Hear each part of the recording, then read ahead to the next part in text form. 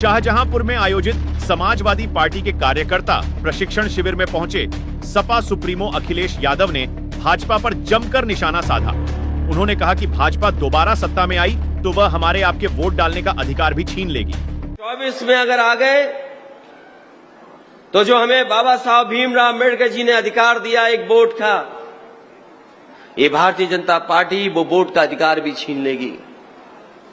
अगर अधिकार हमारा छिन गया तो सोचिए, क्या हम सरकार बदल पाएंगे? क्या हम लोग परिवर्तन ला पाएंगे? वहीं अखिलेश यादव ने इंडिया गठबंधन को लेकर कहा कि इंडिया गठबंधन जरूर है, लेकिन हमारी स्ट्रेटजी पीडीए है और पीडीए ही एनडीए को हराएगा।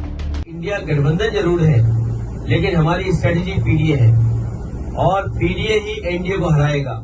अखिलेश यादव ने इंडिया गठबंधन को लेकर कहा कि इंडिया गठबंधन भारत के चुनाव के लिए है, जब देश का चुनाव आएगा तब बात की जाएगी। बीजेपी बहुत ऑर्गेनाइज्ड दल है, इसलिए उससे मुकाबले के लिए कोई भी कंफ्यूजन किसी दल में नहीं होना चाहिए। अगर कंफ्यूजन के साथ चुनाव लड़ोगे तो कामयाब नहीं होंगे। लेकिन देश के सामने बड़ी चुनौती है। बीजेपी बड़ी पार्टी है, बीजेपी बहुत ऑर्गेनाइज्ड दल है, इसलिए उसके मुकाबले के लिए कोई भी कंफ्यूजन किसी दल के अंदर नहीं होना चाहिए। अगर कंफ्यूजन के साथ आप चुनाव लड़ोगे बीजेपी से तो आप कामयाब नहीं हो। देखिए, कांग्रेस पार्टी को साफ करना चाहिए था। मेरा मानना यह है कि अगर आपको सीट नहीं देनी थी तो समाजवादियों से बात नहीं करनी चाहिए थी। आपको पहला ही कदम ये उठा लेना चाहिए था कि आप अपना संगठन और अपनी पार्टी के हिसाब से लड़िए और जो सहयोग चाहते वो बता देते तो शायद समाजवादी पार्टी सहयोग करती और खड़ी रहती। लेकिन उन्होंने कोई जानकारी नहीं दी, न कोई समाजवादी पार्टी को इस लायक समझा उन्होंने। इसलिए समाजवादी पार्टी वहीं लड़ रही है जहां पर समाजवादी पार्टी का संगठन तो मजबूत। क्या मान लिया जाए इंडिया गठबंधन से अलग हो गए हैं आप?